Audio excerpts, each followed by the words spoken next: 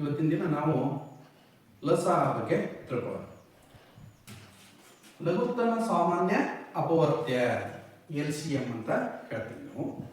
ಈ ಲಘುತ್ತಮ ಸಾಮಾನ್ಯ ಅಪವರ್ತ್ಯಗಳನ್ನು ನಾವು ತಿಳ್ಕೊಳ್ಬೇಕು, ಇದರ ಅರ್ಥ ವ್ಯಾಪ್ತಿಯನ್ನು ನಾವು ತಿಳ್ಕೊಳ್ಬೇಕು. ಸೊ ಇದು ಲಸವನ್ನು ತೆಗಿಬೇಕು ಅಂದ್ರೆ ನಮಗೆ ಮೊದಲು ಏನು ಗೊತ್ತಿರಬೇಕು? ಮಲ್ಟಿಪಲ್ಸ್ ಅಂಡ್ ಫ್ಯಾಕ್ಟರ್ಸ್ ಅಂದ್ರೆ ಅಪವರ್ತ್ಯಗಳು ಏನು ಗೊತ್ತಿರಬೇಕು? ಅಪವರ್ತ್ಯ. ಇದಕ್ಕೆ ಇಂಗ್ಲಿಷಲ್ಲಿ ಏನು ಹೇಳ್ತೀವಿ? ಮಲ್ಟಿಪಲ್.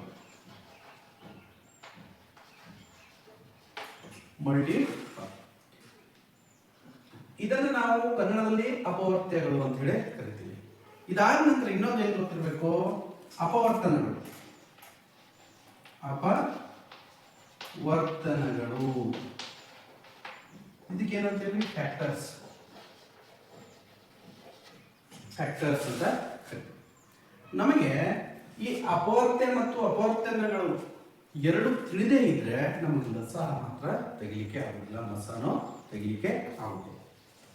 ನೋಡ್ರಿ, ಈ ಎರಡಕ್ಕೂ ಒಂದೇ ಒಂದು ಉದಾಹರಣೆಯನ್ನ ತೆಗೆದುಕೊಳ್ಳೋಣ. ಒಂದು ಉದಾಹರಣೆ ಏನು? ಈ ಮಧ್ಯದಲ್ಲಿ ಒಂದು ನಿಮಿಷ ಯಾವ್ದು ತಗೊಳ್ಳೋಣ? ಒಂದು 12.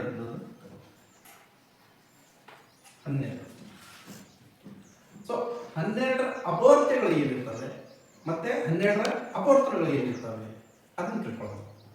ಒಂದೇ ಉದಾಹರಣೆಯಲ್ಲಿ ಎರಡನ್ನ ತಿಳ್ಕೊಳ್ಳೋಣ. ಈ ಅಪವರ್ತ್ಯಗಳು ಅಂದಾಗ 12ರಿಂದ ಮಗ್ಗಿಯನ್ನ ಹೇಳ್ಕೊಂಡು ಗುಣಕಗಳನ್ನ ಹೇಳ್ಕೊಂಡು. ಸೊ ಎಷ್ಟು ಅಂತ ಹೇಳ್ಬೋದು ನಾವು? 12, 12, 12, 12, 12, 12, ಕೊನೆಯವರೆಗೂ ಅದಕ್ಕೆ ಅನಂತವಾಗಿ ಅದಕ್ಕೆ ಎಂಡ್ ಅನ್ನೋದೇ ಇರೋದು. ಸೊ ಈ 12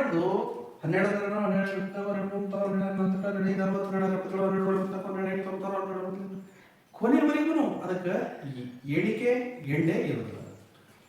ಹಾಗೆ ಅಪವರ್ತನಗಳನ್ನು ತೆಗೆದುಕೊಂಡಾಗ ಇದಕ್ಕೆ ಲಿಮಿಟ್ ಇದೆ. ಇದಕ್ಕೆ ಲಿಮಿಟ್ ಇದೆ.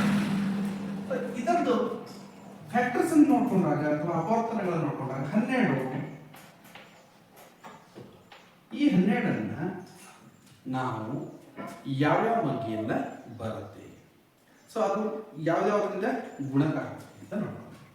1ರಿಂದ ಆಗುತ್ತೆ 12, 1 12. ಆನಂತರ 2ರಿಂದ ಆಗುತ್ತೆ 2 6 12. 3ರಿಂದ ಆಗುತ್ತೆ 3 4 12. 4ರಿಂದ ಆಗುತ್ತೆ 4 3 12.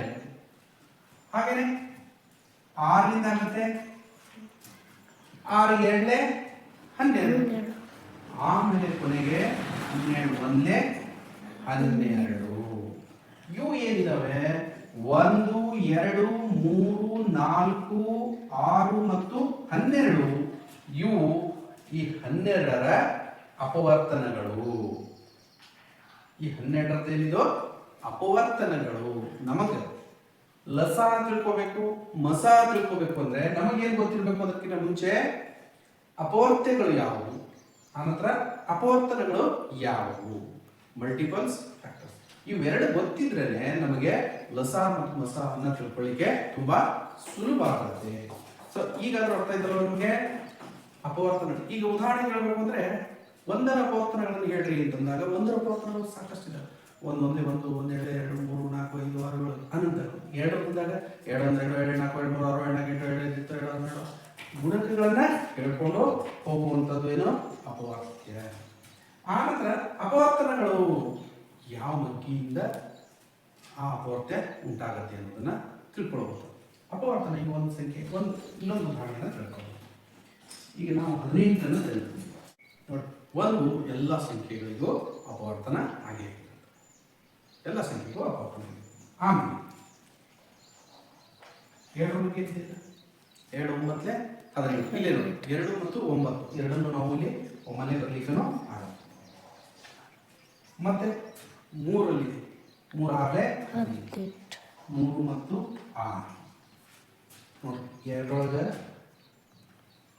1 2 3 6 9 ಆಮೇಲೆ 18.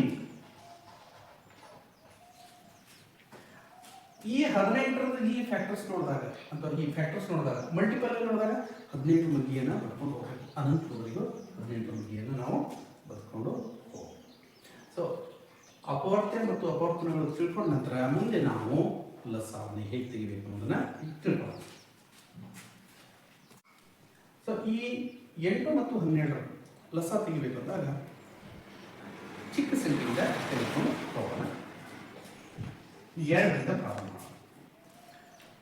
ಸೊ 2 ಮಗ್ಗಿಯಲ್ಲಿ 2 4 8 2 6 12. ನೆಕ್ಸ್ಟ್ ಮತ್ತೆ 2ರಿಂದ ಹೋಗುತ್ತೆ. 2 7 2 3 ಮತ್ತೆ 2ರಿಂದ ಹೋಗುತ್ತೆ. 2 1 ಆ ಮಧ್ಯದಿಂದ ಅಂತಂದ್ರೆ ಎಷ್ಟಿದೆ ಅಷ್ಟೇ ಬರಲಿ 3. ಆಮೇಲೆ 3 ಕೊನೆವರೆಗೂ ಒಂದೊಂದು ಬರೋವರೆಗೂ ನಾವು ಲಸವನ್ನ ತೆಗೆದುಕೊಂಡು ಹೋಗಬೇಕು. ಸೊ ಬಂದ ನಂತರ ಈ ಸಂಖ್ಯೆಗಳಿಗೆ ಏನು ಮಾಡಬೇಕು? ಗುಣಾಕಾರವನ್ನು ಮಾಡಬೇಕು. ಎಷ್ಟಿದೆ? 2 ಒಂದ್ಸರಿ, ಮತ್ತೊಂದ್ಸರಿ 2 ಇದೆ, ಮತ್ತೊಂದ್ಸರಿ 2 1 2 3 ಸರಿ 2 ಇದೆ, ಆಮೇಲೆ 3. ಈಗ ಇದನ್ನ ಗುಣಿಸ್ಕೊಂಡು ಹೋಗ್ಬೇಕು.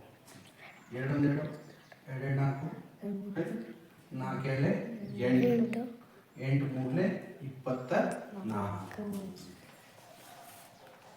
ಸೊ ಈ 24 8 ಮತ್ತು 12ರ ಲಘುತ್ತಮ ಸಾಮಾನ್ಯ ಅಪವರ್ತ್ಯ ನೋಡಿ. ಸೊ ಎಷ್ಟು ಬಂತು? 24.